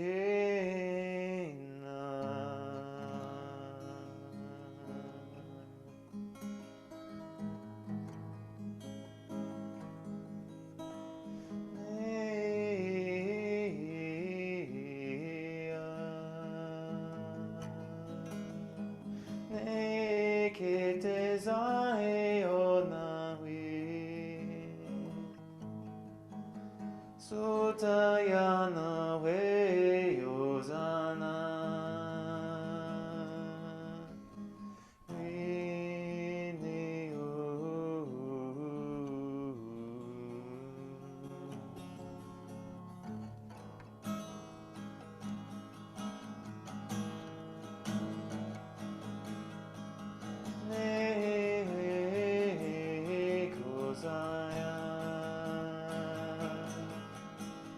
Shotayane ozake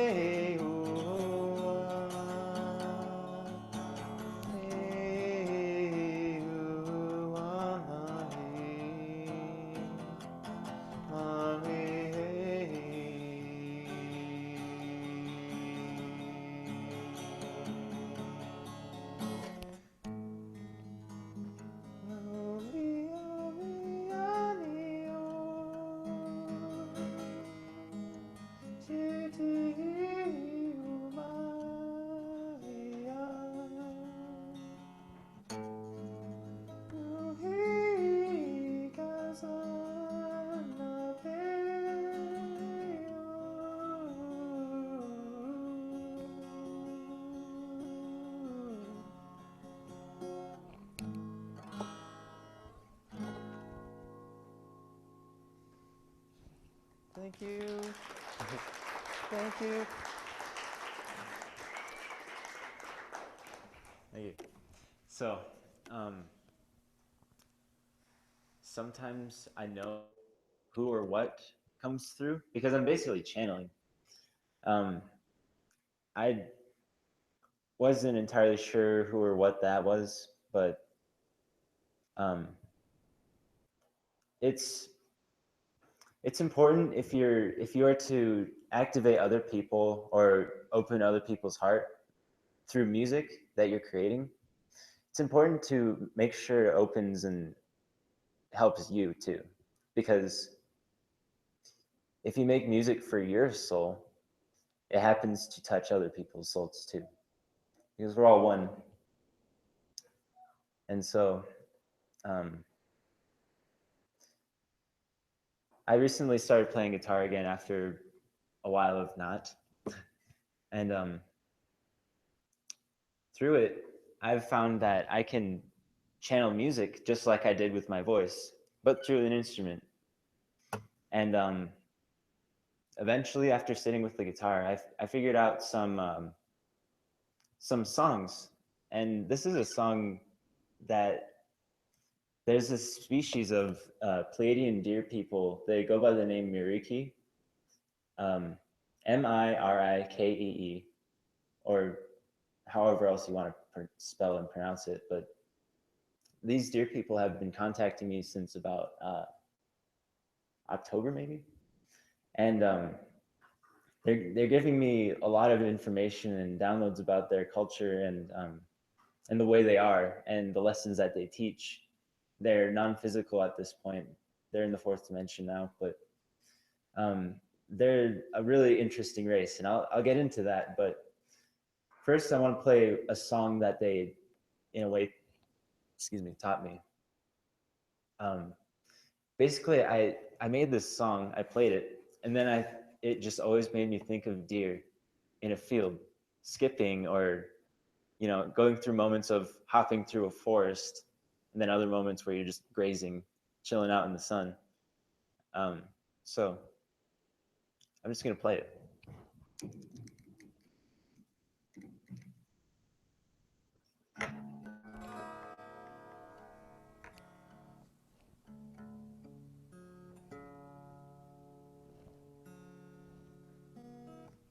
Here we go.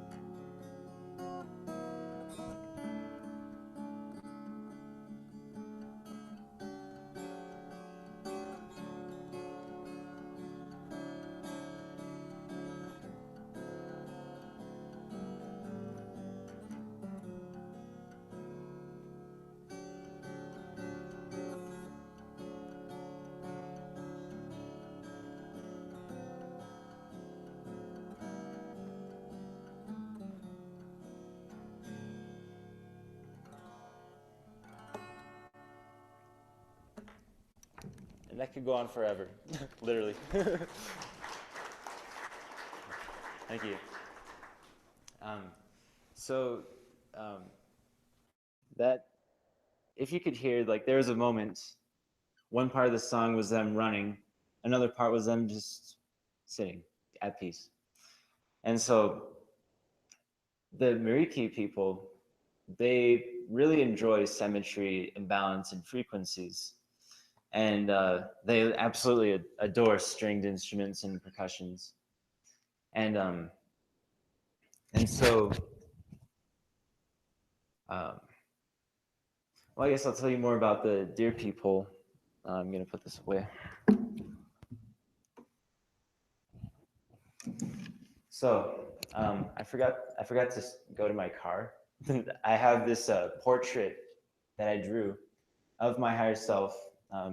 He's not telling me his name, so he's just like, just call me White Deer, because my spirit name, the one I was given in a ceremony, it was when I was young, it was Zitatagi, and that's Hidatsa for white deer. And so I've carried that name for a while, and it was only this past year that I realized, like, oh, one of the reasons I'm called this is because I'm literally a white deer being in another life, but still am. And yeah, so the thing with these deer people is they're about 6, 7, sometimes 8 feet tall when they're fully grown. These deer people, they came primarily in 4 different colors. They happen to be red, yellow, black, and white. And if you think about it, these 4 colors mixed together makes some shade of brown. And deer today are a shade of brown. Interesting, huh? So, yeah, so they came in these 4 different colors, you could say. They each have their own different qualities. The black ones are like moose or elk. The yellow ones are like antelope. The white and the red ones are more like white-tailed deer, or what are they? Whatever.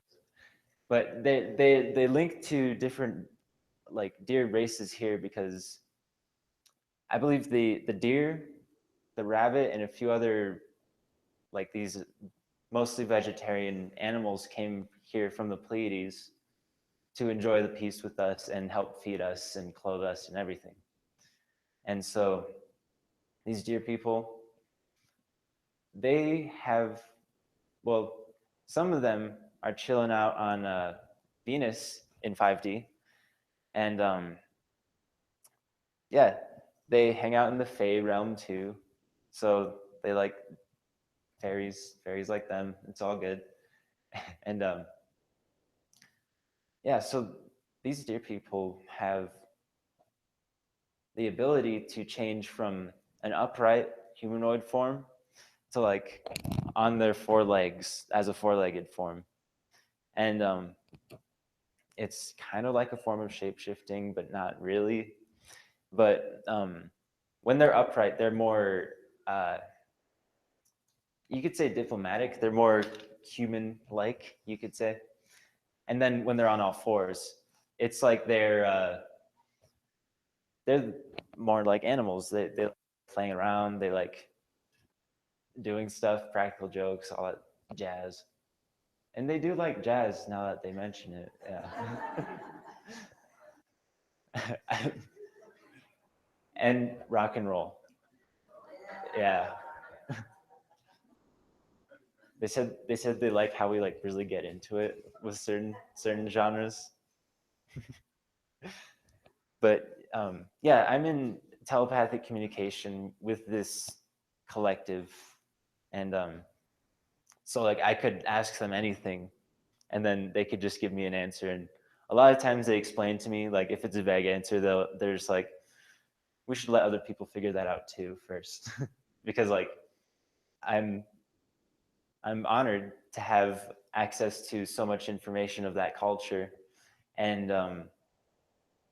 you know, I'm working on ways to distribute the information responsibly and well. Like I want it to be a high quality introduction to humanity. So I'm working on this video, and it's gonna be pretty cool. It's basically just introducing who and what these deer people are, because it's divine timing that they started showing up as a more present force on this planet, as an energy, as a teacher, a partner, as a role model too, because they were physical 3D beings as well. But their ascension wasn't so rough. We're like dark, and they're not as. So, so,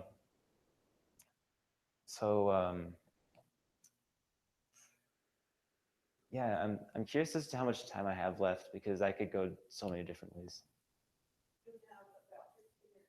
Oh, nice. So that means, what can I talk about?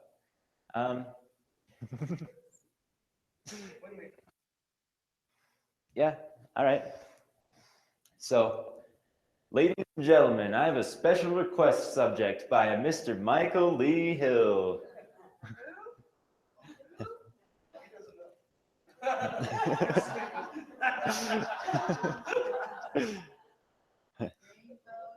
Yeah. Mr. E over there asked me a question. What about the Wingmakers? Well, let me tell you about the Wingmakers. So the Wingmakers are a really helpful part of my journey into becoming who I am today. So long story short, they're a representative of a future human civilization, and they're time travel technologies in which they brought back their art, their music, their poetry, their philosophy, all this stuff. They brought it back, and they were able to strategically set it to where they could put all this stuff inside this archaeological site in New Mexico and other places around the world. And they can set it up strategically so that they'll just happen to find it around, let's say, 1997. Or I think it was 97. I don't know. But anyway, they set up these sites, and the music and art in it has a quality to it where it does something called DNA activation, where there's parts of your cells, parts of your biological memory, which open your consciousness to receiving more information.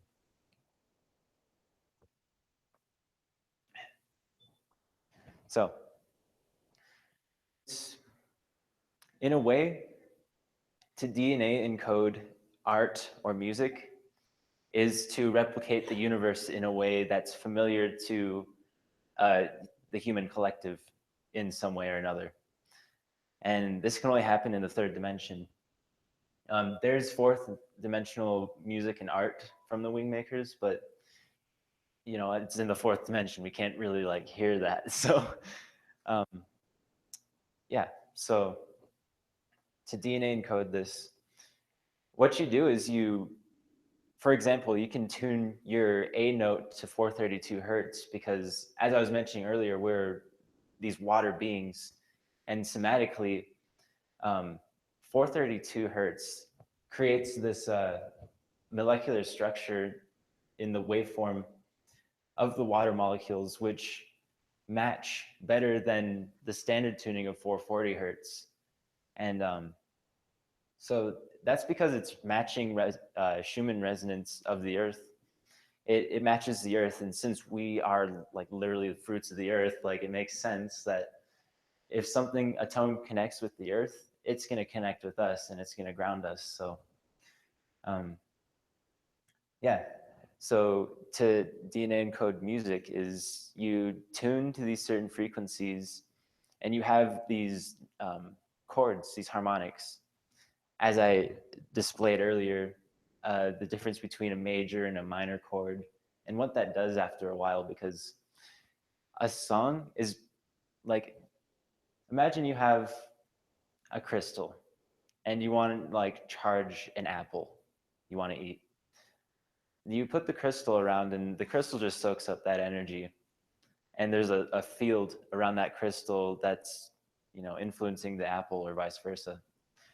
Same as with music. So like if a song's, let's say 15 minutes, by the end of that 15 minutes, your synapses, your molecular structure, your outlook on life is going to change, because the song was like a crystal and it charged you and it influenced you in a way which, depending on who you are or what you are, it'll help or not, but most likely, yeah.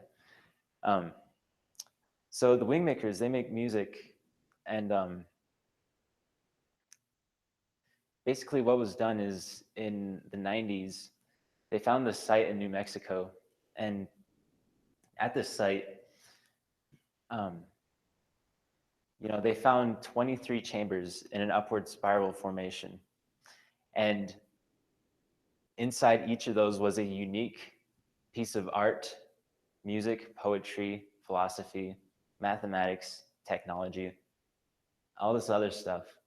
And it was, in each room, and they were all linked somehow. They all looked like they came from the same artists, but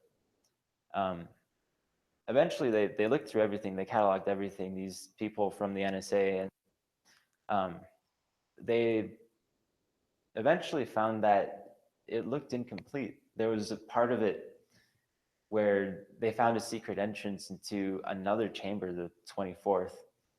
And what this is it replicates DNA. It's an upward spiral, and 23 chromosomes.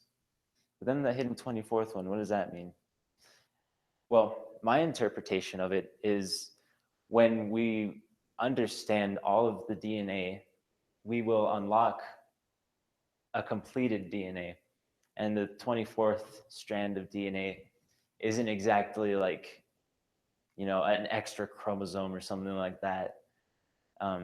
It's etheric. It's a spiritual DNA that's,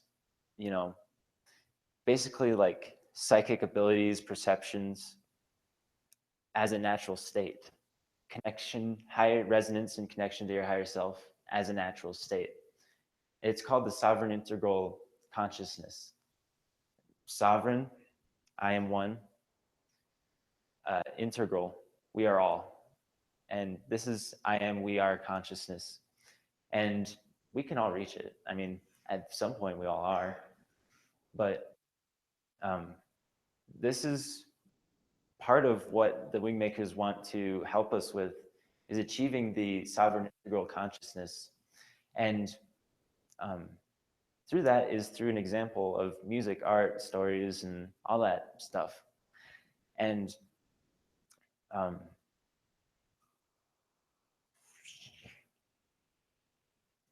stand by.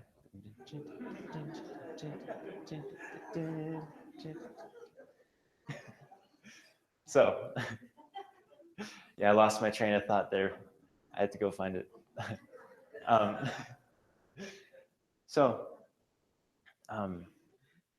The reason that it's a good idea to have the sovereign integral state of consciousness, just think of what we're capable of as spiritual entities. If we weren't, slyly tricked into believing we're not much, I mean, we'd be, you might know, but I mean, it's just unimaginable how much we're capable of. And one of the things that can be notated, I think that's the word I'm looking for, is certain advancements in human collective consciousness, whether that's the form of a social movement, a piece of technology, an idea. And an idea that's coming up in our future within this century is this It's an invention, and it's with science.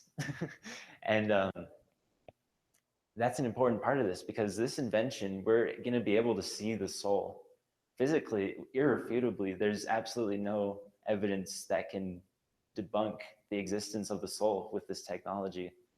And this is going to be extremely profound. And this has been termed the grand portal. And it, in a way, will literally open a portal somewhere in time space, maybe even within each of us is where the portal will be. And when this portal is activated and realized, there's going to be a huge loss of a veil. And that's an important thing, because here we are in 2016. It's 2016. Yeah, it's 2016. I've been traveling a lot. I forget sometimes. Parallels, different timelines have different calendars. So it's really exciting, this idea of this technology, whatever it happens to be, because it's not just like, oh, hey, here's the quanta seer, and wow, I can see all your souls and the colors of your aura, and oh, who's that over there in the corner? No, not you, miss. Them. Oh, hey. Like you'll be seeing spirits through your goggles or whatever, your contact lenses or whatever it might be. And, this is really interesting, because although it's technology, all forms of technology are basically, you could say, crutches to abilities and things we can do on our own. We can connect to a vast network of information without the internet. It's called the Sovereign Integral Network by the Wingmakers. It's basically like all information from all time and space, from the experience of each individual, their lessons. I think that's right. There's something that's that. I don't know what it's called, but we have this access to this information, and we don't need a computer interface to do it, but we do, because free will, because we can. So technology is a really interesting moral issue. Well, not issue, topic. It's an interesting moral topic, because we've probably heard a thing or two about robots taking over, or an example of like HAL from 2001: Space Odyssey, which I still have yet to see that movie. I hear it's good, but so the moral questions about technology, interesting. Didn't mean to touch this topic, but cool. The moral implications of technology, I view it as a tool, just as is this microphone. I can speak without it, but I'd rather not. And these are tools, just like the Wingmakers materials, just like all of my music and art, just like the words you're hearing tonight and tomorrow and the next day. Not only at this conference, but through everyone else. This is the way we help fine-tune each other Godward. This is evidence that the universe is something that we create, because we know exactly what's going to activate us Godward. We know exactly what's going to make our souls sing or cry or smile or not do anything. We know exactly what will do that, when we should do it, and why. And so there's like no reason to be worrying about a lot of things, because we got our own backs. We figured things out before we tried to think that we just now are figuring things out. It's basically a really fun show that we're a part of, because in my natural state, I know so much more knowledge. And but right now as a human, I'm playing the game of, oh, I don't know very much. I'm just a human. Hi, I'm Sheldon, and I don't know any of my other names. You know, like, you know, it's playing along because it's a fun role to play. It's an effective storytelling technique, and we are all part of this vast, amazing, beautiful story. And I am truly grateful to be part of this story as someone who's just standing here with a microphone, sharing thoughts, rambling about certain things, and being okay with it. And I'm glad I'm able to connect with you guys in this way, because it means a lot to me, and I'm really appreciative of all that we're doing to become ourselves again, to remember what, who, and why we are. So thank you very much. And have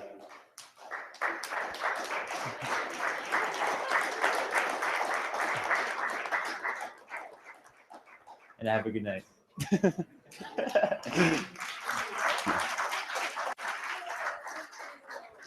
Awesome.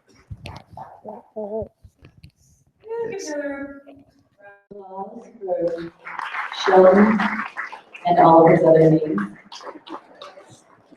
Do anybody notice the theme? I don't know, I feel a pattern with water. It seems like every day or all day today, everybody's brought it up. It's really, really important to make sure you're drinking a lot of water. This concludes today's Star Knowledge Conference. So thank you all for participating. Cameraman, Jim Wenzel, because I mean, really, he's a ninja. Like, you people who are on the live screen, you can't see we have a cameraman jumping around, and on the ground, crawling on chairs, jumping off the stuff. It's really amazing. So thank you all. Have a wonderful evening.